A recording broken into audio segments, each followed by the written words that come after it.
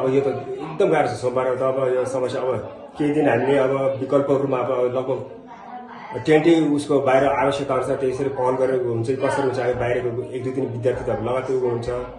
यहाँ हजुर त छैन नि, यहाँ भवनै छैन। अब यो दुईटा एक त यसैमा अभाव थियो, त्यही माथि यो आदत भएछ दैनिक प्रकोपको कारणले विविध कारणले यस्तो भयो। अब त्यो समस्या त जटिल भयो।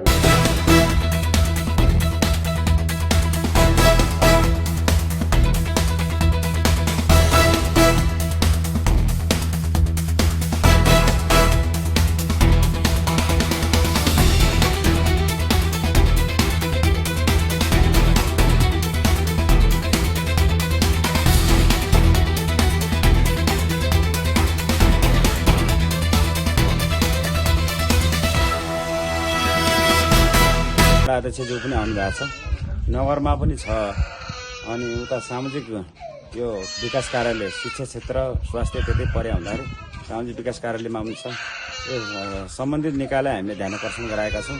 जिल्ला प्रशासन कार्यालय, जिल्ला प्रहरी कार्यालयबाट इन्सपेक्टरको टोली समेत आउनु भएको छ। अहिले मुजुलका समेत पनि उठायौँ। अब सबै निकायलाई हामीले सूचना गरिसक्यौँ।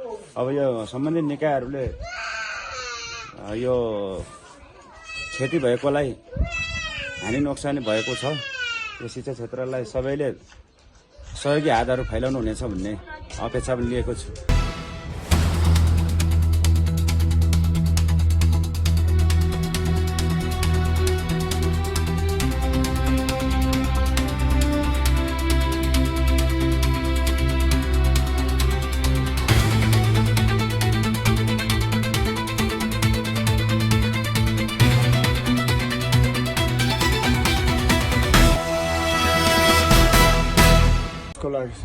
यसको लागि अब हामी विपद व्यवस्थापन भनेर अलिकति थोरै कोष हामीसँग चाहिँ वडामा पनि छ, 30-40 हजारको। अहिले तत्कालको लागि टिनलाई चाहिँ गरेर पाल राखेर चाहिँ एकमा सञ्चालन गर्ने गर्छौँ। त्यसपछि अब अहिले लगत्तै मुजुल्का भइरहेको छ। त्यो मुजुल्का हामी चाहिँ नगरपालिकाको चाहिँ विपद कोष, त्यसपछि चाहिँ हामी यो सामाजिक विकास कार्यालय र चाहिँ प्रशासनमा समय दिन्छौँ। त्यहाँबाट आएको राहतले चाहिँ यसलाई मेन्टेनेन्स गर्ने इच्छा हामी त्यसको तयारीमा छौँ।